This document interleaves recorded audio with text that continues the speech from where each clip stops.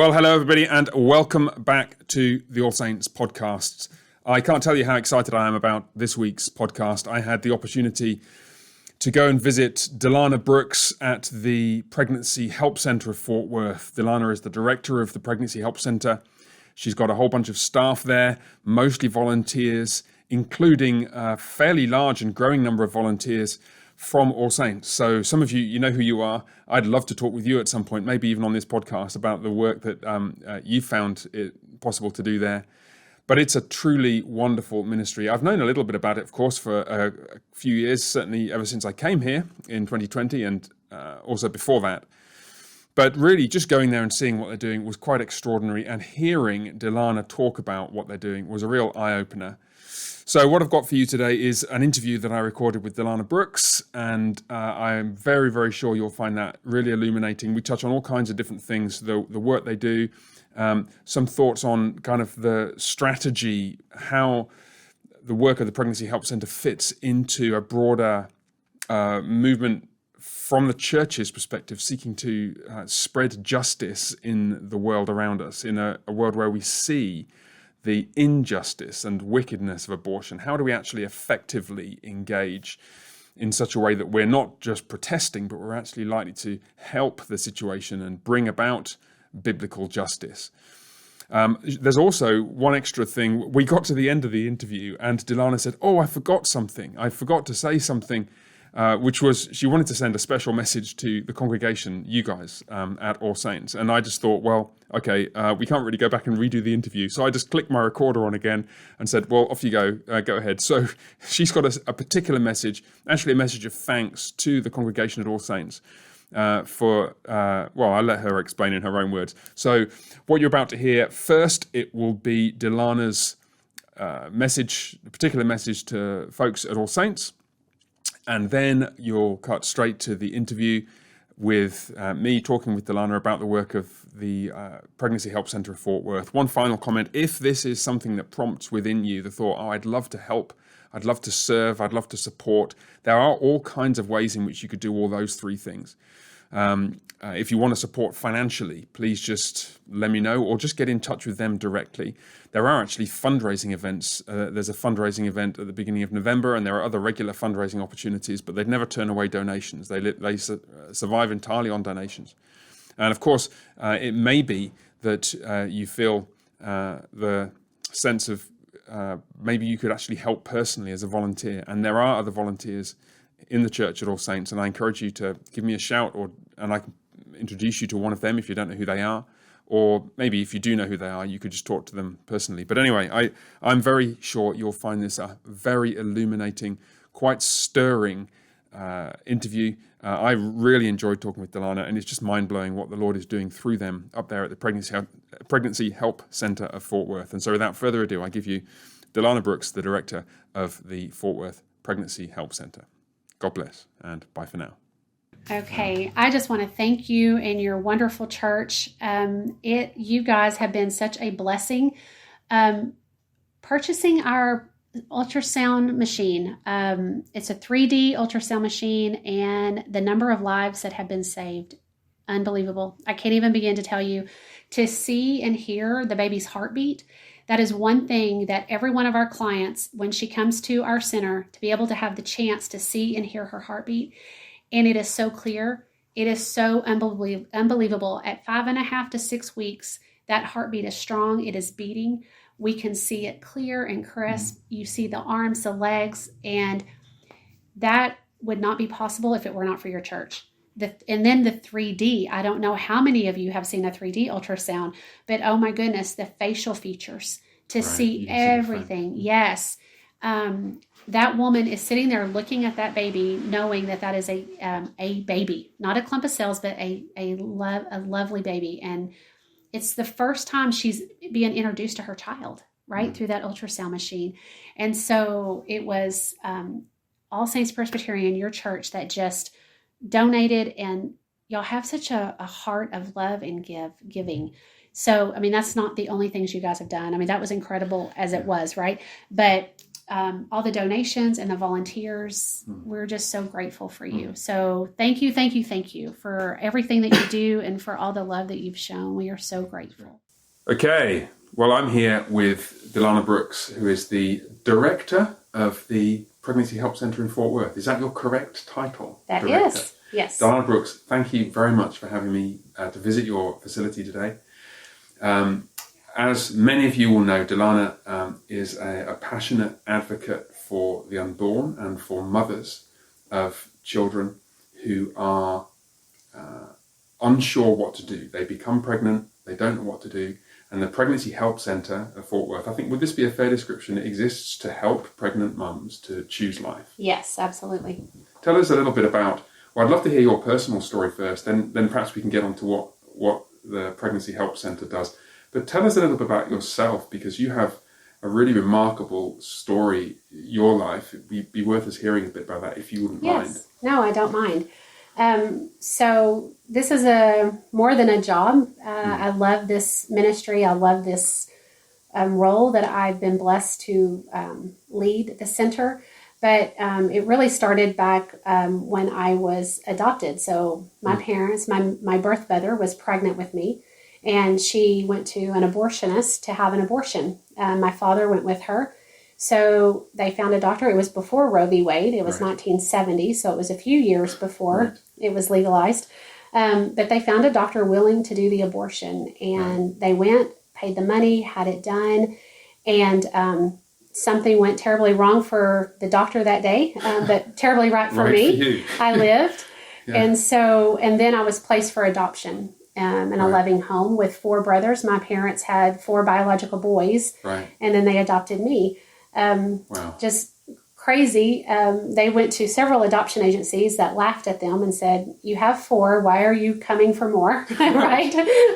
And they were like, "Why not?" Presumably. Right? Why not? Right? And so they was surprised. My father more surprised. My mother had been faithfully praying. And had faith and belief that she would have another baby, and she did. So, so you got 4 big brothers to look after. I do, yes. And the funny part of that was because I'm pretty, I don't know, I would always entertain my brothers. I was kind of loud and the funny one, and most of them are introverted. One brother, not so much, but the rest are quiet, shy, quiet, and my parents are as well. Right. So they didn't know what they were getting. So they got this whirlwind called Delana. Right. That's right. And it worked out great for both of us because I would entertain, and they didn't mind. They watched, right? So fast forward into my 20s, and I was married, and I was pregnant, and that's when I knew that I was adopted. They always told me that I was adopted, but.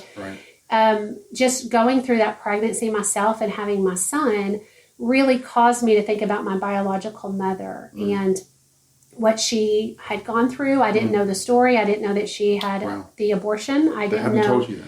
Okay. Well, she didn't know any of that. You. Right. So I went to a judge and requested my records to be opened. So I had a mediator who found my birth mother and asked her if she would like to meet with me. Right. And she agreed. And so because of that, I was able to meet with her. And through that meeting with her and conversations with her, that's when I was able to find out that she actually had an abortion. My goodness. So not even your adoptive parents knew those circumstances? They did not know. One wonders how many similar circumstances like that are just hidden and never discovered. Right. Absolutely. Because I have to say, before hearing your story, which I heard for the first time a couple of years ago, I think, but before hearing that, I didn't even know that this was a medical possibility. Right. But if I'm right, I know you've mentioned this to me before, there are reasonably large numbers of people who survived failed abortions. If that's almost feels rhetorically the one, by God's grace, they lived. Right. When death was on the agenda for them. Yes, that's right. Right. There's abortion. So the terminology for that is abortion survivor. Right. Wow. And there is an organization, a lady who's an abortion survivor like myself, and she started a nonprofit called Abortion Survivor Network. And her goal was to find those like me She wanted to see a number. Right. She wanted to gather us together and put a face to the unborn. Right. To put a face that, no, we're not just a clump of cells. Right. Right? We are alive, Yeah. right? And God created us, and there's a reason and purpose for us. And so, I don't know the exact number right now, but I know there's hundreds, if not thousands. I think there's about 700. I don't want to give a number right off the bat because I could be wrong. But she's working to do that. And another kind of thought too is that it wasn't just in my day before Roe v. Wade or even immediately after. There's still abortion survivors even today that are happening. There's still women who are having an abortion and their babies are living. And then there's those that are just unaccounted for. Right? Those that were adopted that their adopted parents didn't know. Right? Wow. They didn't have the story. So it's a lot. It's striking because it suggests to me that what we've got actually going on in our society is the abortion industry presents this very sanitized face. Abortion is healthcare. It's a routine procedure. It's like getting a tetanus injection. Nothing to see here, move on. Whereas not only is that just a profound and destructive lie, actually there's this trail of different kinds of damage that is being picked up and fixed piece by piece in some cases like this. Yes. The reality is far, far more messy than even most people who are pro-life might imagine. Right. That's absolutely true. And even the babies that do survive, many of them have some medical problem. Right. They have something that they're dealing with. You'd expect that given the procedure. Right. Right. So tell us a bit about how you made the step of getting involved in or starting this pregnancy help center, and what kind of things, what do you try to do here? Take us through that. Okay. Well, this center here started in 1986, so we've been here a while. Yeah. I've been here going on 9 years as the director, and we exist, like you said, to help women who are facing an unplanned pregnancy. Right. And so they come to us. They either find us through Google. That's a pretty popular way for them when they're panicking. They find out they're pregnant. They're not sure. Yeah. Right. So they Google where to go, what to do, and they find us. So they come through the door. Sometimes it's word of mouth. Sometimes a friend will tell them about us. Yeah. So they come in. We provide a pregnancy test for them. We want to confirm the pregnancy. So we do a pregnancy test. We set up an appointment for them to have an ultrasound. Right. And so we have volunteers and staff. We train them. So we have a training program that they go through to equip them to know how to step in that role of just being a compassionate, loving person for her. So when she comes in, she's already in a state of crisis. Yes. Her levels of fear are high. There's anxiety. Yeah. Before the pregnancy, many times she was already maybe struggling with depression or even abuse and trauma from her own life. So when she comes in the door, we want her to feel rest and peace. We want her to feel love. We have about 45 minutes with her. By the time we start the appointment of the pregnancy test, scheduling her ultrasound, we have a packet of information we give her of resources. There's a period of just listening. Yeah, just trying to hear what the situation is. Yeah. Right. We want to hear her. We want to pause. We want to give her time to actually feel heard and loved and valued. We go through that appointment. We have conversations about her family. We find out about the father of the baby. Is he involved? Yeah. He might be the very one pushing her, telling her she needs to have an abortion. It could be her parents. It could be her mother that's telling her she needs to have an abortion. Yeah. It could be her friends at school that are telling her that. The girls in this generation of childbearing age, they don't know life before abortion. Their whole life has been abortion. It's been this kind of contraceptive last resort, effectively, that has been viewed in society. And not only... Yes, and even a noble thing to do. Right? Yes. Because I've got to provide in the future for my family. I've got to get an education, etc., etc. Right. And it's so difficult because you end up with the confusion that arises from people playing off good things against the choice to continue with the pregnancy, which is a good thing. Right. Yes. And it's that confusion that I think most seems to me to saturate the public discussions of these issues. People can't see with sufficient clarity, like this is a human being. Right. Please, can we put that center stage and work out how to deal with that situation? Right. Absolutely. Well, it strikes me just a couple of things from what you've said. I mean, first up, I have on my agenda at some point in the future, and I've not even mentioned this to them yet, but there are a number of ladies at All Saints who, over the years and even now, volunteered here, and I want to talk to them at some point about their experiences here, if they're able to do so. But it'd be worth just entering a comment here. It's quite likely, isn't it, that maybe somebody listening to this podcast even, or certainly a friend of somebody listening to this podcast, might at some point find themselves in that unexpected crisis pregnancy situation, right? What would you want to say to somebody in that position? If they were thinking, I could go to the PHC, I could just go straight to the abortion place, what would you want to say?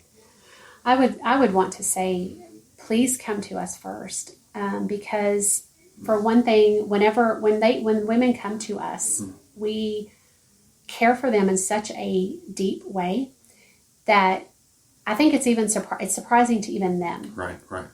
You actually love them. We love them. Right. We really do love that unborn baby. We care for that unborn baby. We want her to choose life, but she too is made in the image of God. Right. Yeah. She is lovely. She is cared for, and many times the women that we see are wounded. They've been traumatized themselves. They've been abused themselves.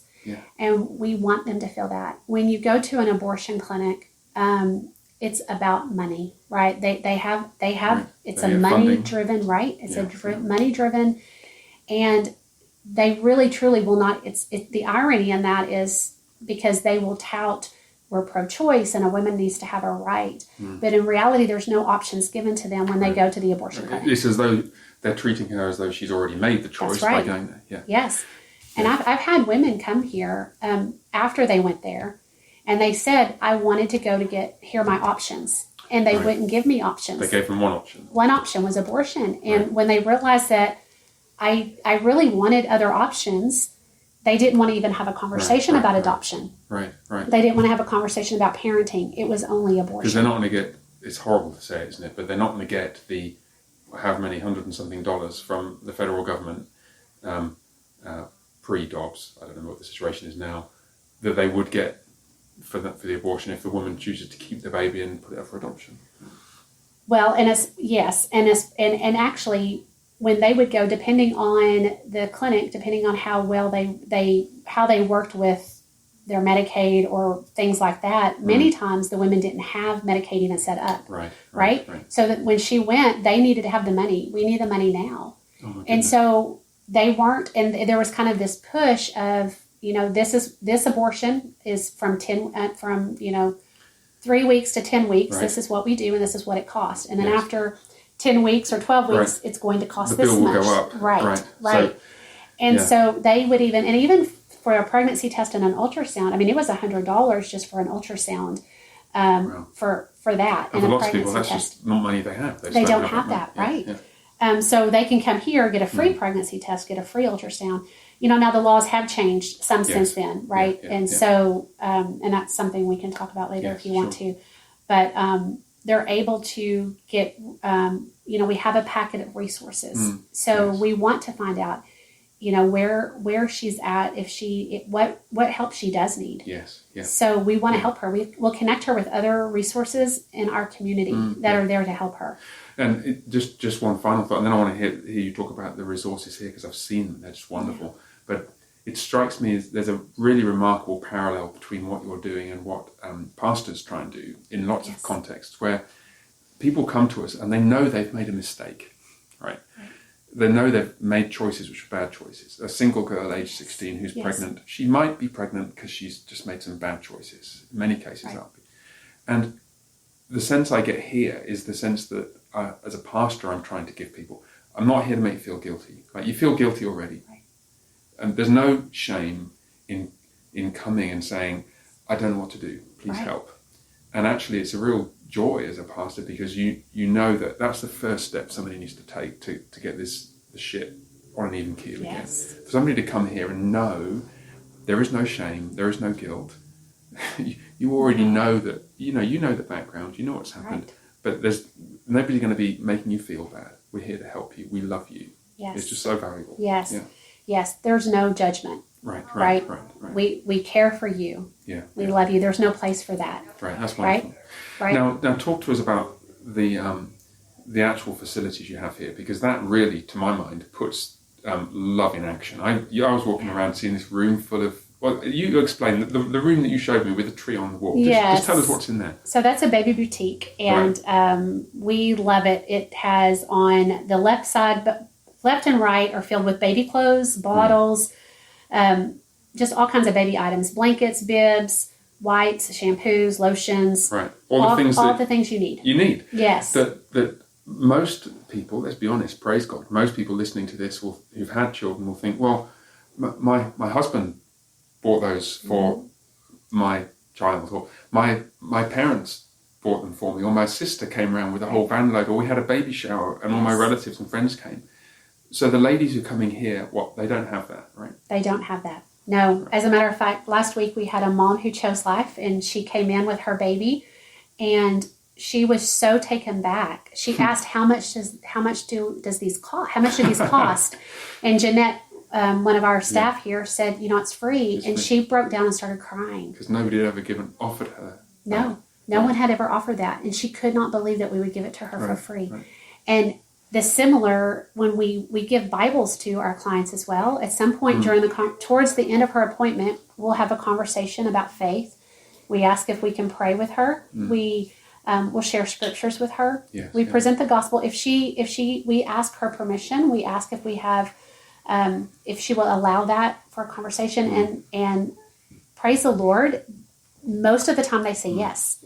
Most of the time the women are eager to have conversations with us. Right. They're hungry for truth. And probably they don't, in many cases, there must be lots of different scenarios people come from, but it's easy to imagine that in many of those scenarios, people don't have somebody to talk to. If they had somebody to talk to, that would probably help, right? But if they feel alone, it was a man they met once at a party, and now they're ashamed to tell their parents or something like that. Right. They've got nobody. Right. Yeah, I like that. It's just great. It's just wonderful to see. And just in a broader context, I've often thought that parachurch ministries, so to speak, that is to say, specialist ministries that bring together lots of churches to focus on a particular goal, they work most effectively in these kinds of areas where real specialist expertise is needed as a kind of outpost of lots of churches. I know we're one of many churches that have supported the PHC over the years. And it's, for the church, we really should see it as part of our ministry, so to speak, delegated to you. Yes. And I know you have, I've spoken about the volunteers before, and we should just say now, if anybody listening to this wanted to volunteer to serve in any way, male or female, we'll get to the men and women thing at some point as well, because we talked about that. Are you interested in having volunteer help or other kinds of help here? Yes, absolutely. Right. But most of those roles, we have, when I refer to a client advocate, that's a volunteer who meets with the girl, the young woman who comes in, and she goes through the appointment with her. She does the pregnancy test, she meets with her, gives her the resources, she does the whole appointment with her. That's a client advocate. And we've had several from your church that have come in and serve, and such a blessing. We also have a front desk, so the person who greets the woman, and I don't know how many of you have been to a doctor's office where maybe a woman is less than friendly at the front desk, maybe, or maybe those that are really friendly, and it can make a difference. How you feel about that appointment really can contribute a lot to how you're treated and received when you first walk in the door. And so when she walks in the door, we want anyone who greets her, that first appointment, that first contact, to be warm and loving and kind and caring. That's great. So that's a volunteer role as well. Wow. We have administrative organization, filing, paperwork type things. Because it's quite a big things. facility you've got here. There's lots of offices as well as all the clinical rooms and so on, meeting spaces. Yeah. Right. If you're a nurse, if there's any nurses, wow. Yeah. right, or sonographers that are already trained. If you're a nurse, and you might say, "Well, I've never done an ultrasound. I've never done it." Well, we have a training that we will send you through to get you trained. So you have an ultrasound here? We have we have a lady that we work with, an organization that she provides training for pregnancy centers for the ultrasound training for the nurses. Right. So we do require them to be a nurse, and then they go through the training to become ultrasound. And so that means that a lady who's experiencing a crisis, unexpected pregnancy, she can come in, she can have an ultrasound scan right here. Yes. And so somebody can then hold her hand, walk through with her. Okay, here's the situation. Here's the baby. Baby's 7 weeks old. And so on. You even mentioned at one point a doctor who is linked with the ministry here. Tell me a bit about that.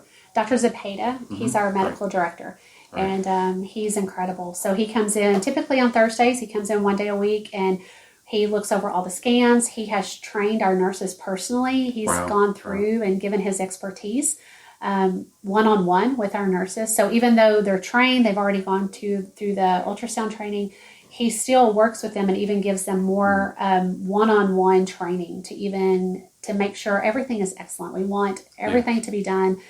If his name is on that paperwork, because we also fax we send over the report to their doctor once they get a doctor. Right. Yeah. So he just wants to make sure everything is done correctly, and just to have that ultrasound too. Right? Yeah.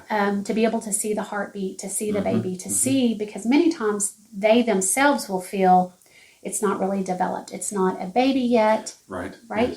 Because it's hard to detach yourself from the kind of secular media picture, which is pushing a certain narrative, isn't it? Even after Dobbs, the narrative is still there. It's just like, guys, the Supreme Court has ruled on this. Yes. Right. Yeah.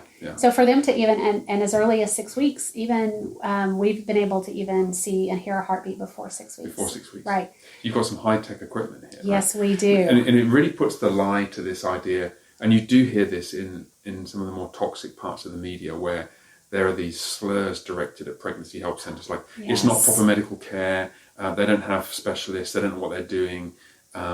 Really, what it is that you're doing is you're offering women the choice that those other facilities are not offering. That's right. The one thing that they'll do is end the life of the child. Yes. What you will do is to say, look, well, here's the situation, here are your options. And more than that, it's like, we can help you with choosing life. Yes, absolutely. Make it a possibility for people for whom it would have seemed impossible. Right. Yeah. Because many times they are feeling absolutely hopeless. Right. And in reality, there's this false belief that that's reality, that hopelessness will be it's forever. Just real. Yeah. And it's not. And we've seen that over and over of women who do choose life, who were in those pits of despair and depression and hopelessness. And then they're 6 months out, a year out, and they're coming back saying, thank you. Right.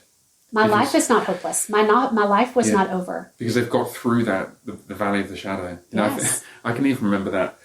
Nothing like as intense as some of the ladies who come here must feel, but when we were expecting our first baby, Ben, and then when he was born, Nicole and I, my wife, I wouldn't say overwhelmed, but it did feel overwhelming. It's overwhelming, right. And I just can't imagine what it would be like for a woman, even if she knew in her heart of hearts that to end the baby's life would be wrong, to face that alone.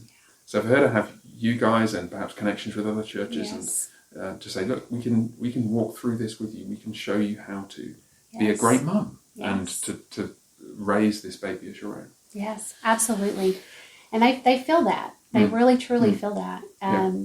They are able to leave here and know, because we tell them this is not just an appointment in the sense that you can come in one time and here's this appointment and it's over. Yeah. No, you can text us. You can call us anytime. You can come in. You can come in at any time and walk through our doors. That's really and we're here for you. Yeah. And it's funny because when I first came in here, it's the first time I've come in here. Right. And there was that little bit of, I wonder what it's going to be like. And I walk in through the door and I get the biggest smile and hi, welcome. And clearly somebody knew that I was coming and welcome and they knew who I was because my name's on the appointment or something. And so I don't know who's on the front desk, but she's doing a great job. Yeah. So. Shirley is up there and Connie. Right. Wonderful. Right. Yeah. Right. Let me just transition to hear your thoughts on something else. as a pastor, I talk to lots of people in the congregation, men and women, who are really exercised about this issue of abortion. And one of the ways that conversation can sometimes go is something like this. It's like, look, Pastor Jeffery, can you imagine anything more wicked than butchering an unborn child? It's like, well, I can't, actually. I really can't think of much worse than that. So this is a vile and despicable moral outrage. It's a stain on our nation's life. The people who do it are murderers. And the church's responsibility is to stand up and call a spade, as we say back in England. I don't know whether you have an equivalent expression in Texas. I think probably there is one. Let rip with all of the invective and moral fury of the prophet Amos. And at one level, I want to say, look, I hear you. And there's nothing about the evils of abortion that I want to downplay. And the appalling ways in which financial incentives and wicked ideologies kind of blend to produce what we've had for the last 5 decades and more. But the approach you take here seems to me to be a different approach. It's you're not telling ladies, and when a husband or a boyfriend or a partner comes in, or sometimes they do, you're not saying, well, you're contemplating a moral outrage. So what is it? Can you talk us through how you see that issue? What would you want to say, for example, to somebody who's the sidewalk counsellor, who's hurling invective at people driving into an abortion facility? Right. What's your take on that? And I realise that's a big question, yes. And I'm putting you on the spot, and I'm doing it deliberately because I want to have people who I talk to hear you with your experience on this issue. Right. So. No, that's a great question. Because I, like you, can feel those same feelings, right? Yeah. Because there's this in us that everything that you just said is absolutely correct, right? It is an outrage. It's horrendous, right? But we also have to look at what is the outcome and what is the goal. Mm-hmm. What is our goal for wanting to have those words of, like you said, those shouting or confronting, right?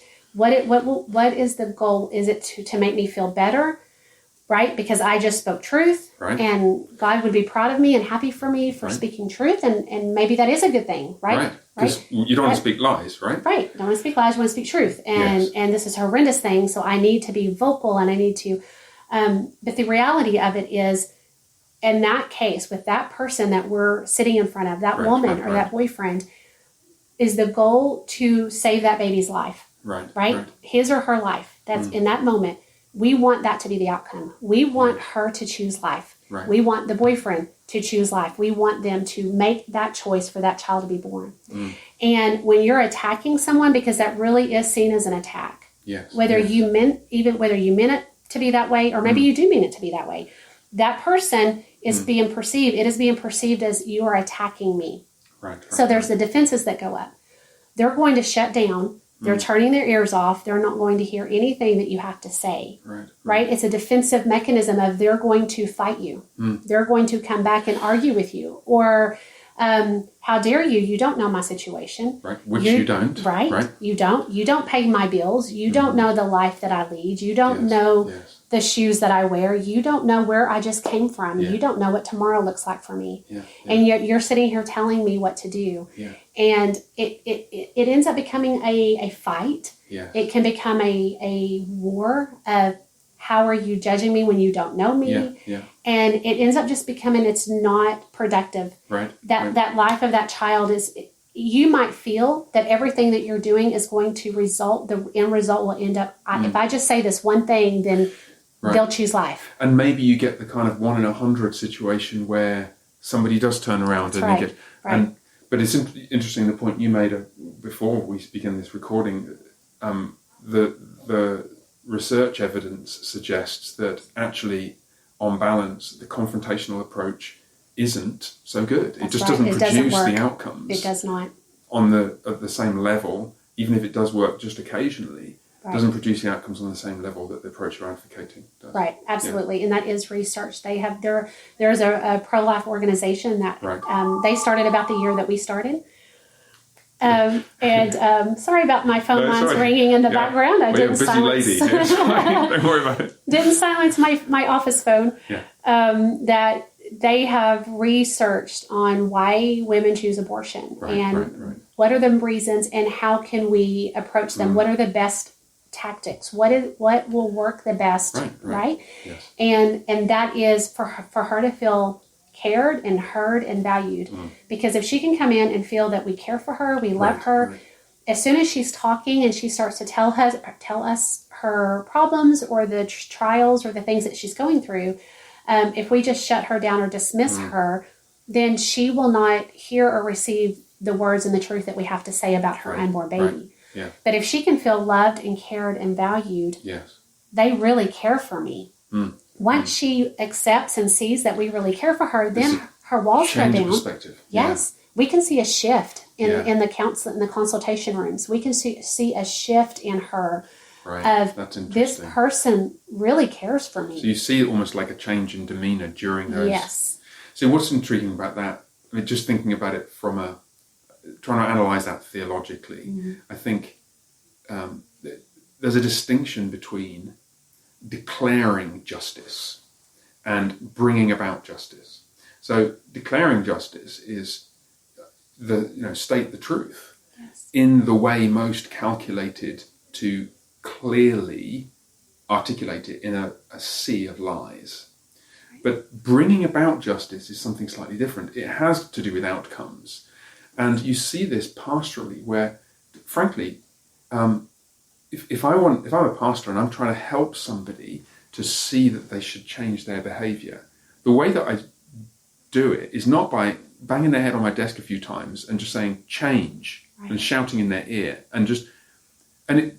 even if I were to say scream all the Bible verses at them as loudly as I can that articulate the way they're relating to their wife is ungodly. What I really need to do is try to help them to embrace for themselves and to feel themselves the change in perspective they need. It's actually a lot of pastoral ministry is about persuasion, rather than just declaration. And I think sometimes it's the declaration that gets the clickbait and the headlines and looks impressive. Whereas if the research you're citing seems to suggest that it's the persuasion that works. It is a persuasion that works. And we still do tell them that, abortion, the side effects of abortion, the risk of abortion. So it's the truth. It is the truth, right? We do talk about what abortion really is, what happens really during abortion. We have videos that we show that are educational, that are medical, they're medically based videos from actually previous abortionists that have now turned pro-life that say, I will no longer do this practice. So there's some videos that we show. So we do instill truth. We do instill all of these things, but it's after we've already made a connection of love and compassion and care and persuasion. And even, we don't want you to hurt, because research shows that women regret, that women have trauma after an abortion. Right. There's that thing that we don't want her to feel that. We don't want her to live with years of regret and pain. And so we approach it that way. And you can only do that if you actually care. It's like, this is the thing that strikes me is, again and again, people will sniff out very quickly if you're just doing a job on them. Absolutely. Like, we're trying to show you that we care. No, you actually have to care. You absolutely have to really, yes. And you have to put your skin in the game, money on the line, time and energy and effort and love for these people. And you're right, like children can tell. They can sense, right? They know motives. They know. And that's especially true. I mean, you've spoken about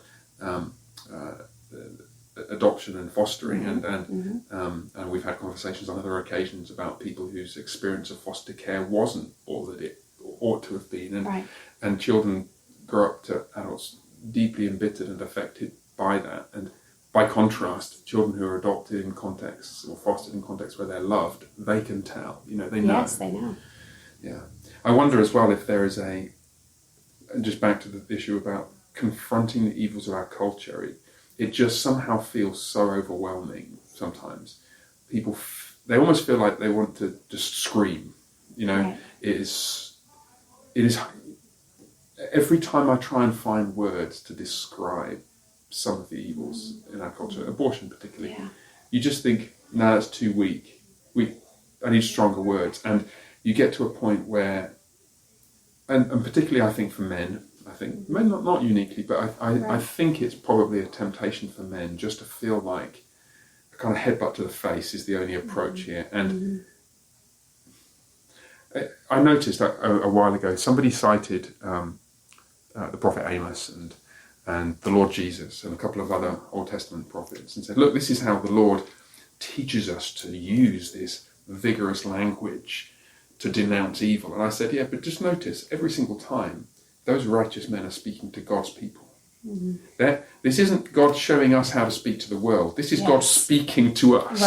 Right. So if we have to become the kind of men and women of such unimpeachable integrity and love, that then we're able to do the kind of thing you're talking about, where we actually do love this, let's say, a man and a woman who walk in, they're not married, they have been very foolish, and they're actually contemplating murder, and you have to love them. Right. If we can do that. Right. That's, this is what you do every week. Absolutely. And it blows me away. Absolutely. And we do have to love them. Yeah. We have a high percentage of women that choose life. Right? We do. We have a high percentage. But there are the small percentage that choose abortion. Right. Yeah. And we do love them because stats show that they will get pregnant again. Right. And many times they will do that because there is such a sense of shame and regret. They wish they had not had the abortion. Right. It's almost they want to try to undo what they did. Right. And somehow another pregnancy will make that happen. Oh my goodness. Right. There's some kind of a sense of that. Yeah. We know that, ironically enough, that there's a high possibility that she'll be back. Actually back to the pregnancy center. Wow. So we want to, when we do have a conversation with her and she has chosen abortion, our reflex, our intuition is to weep and maybe even anger. We can have that natural reaction. Right. But we must choose love first and compassion because it's done. And we have to love her and let her feel that we care for her, that we will help her get through that healing, for her to come back. Because otherwise, we have to work with her to break the cycle of abortion, because abortion can become a cycle. Right. It can become a cycle. It cannot just be one abortion. It can be two or three or more. I'd actually read the correlation between the number of people who have one abortion who then go on to have successive abortions, because the lifestyle that produces the first circumstance is, if it's not going to change, likelihood is it's going to. Yes. So if we can get her, if she feels that this is a place that she can come and get love and care, and that we care for her after the first, then we can help her to find. She has already regretted that first one, and we can get her counseling. Yes. We have Christian licensed professional counselors. We have some Christian organizations that will work with her to help get her what is she going through that's causing this, so this does not become a repeated offense. Yeah. So there you go again. It's just this wonderful, clear-headed recognition of what we don't want to just be a church community that declares the content of righteousness. We want to be a community that helps, by God's grace, to bring it about. And that might mean sitting down with, tax collectors and sinners, and saying, okay, well, how can we help you to see rightly the situation you're in and work through this, and maybe you can hear the Saviour's voice and follow him instead of doing this crazy thing. Yes, absolutely. Yeah, okay. Yeah. Hey, listen, I'm very grateful for your time, and you have a long list of people out there you're supervising the work of lots of people. You've got a lot of clients. Just in the last minute or two, are there any other final things that you'd want listeners to this podcast to hear about what you're doing here, ways in which we can pray for you, anything about sort of just a final word from you? Thank you for inviting me to be here with you. I'm That's just a real pleasure. so grateful for prayers. That would be the number one thing that I would ask for the most is prayers. We believe in the power of prayer, and spiritual warfare is real. And, we're fighting. When you hear about pregnancy centers, we're under attack like crazy now, more than ever since Roe was overturned. The way we've been vilified and just the agenda against pregnancy centers is real.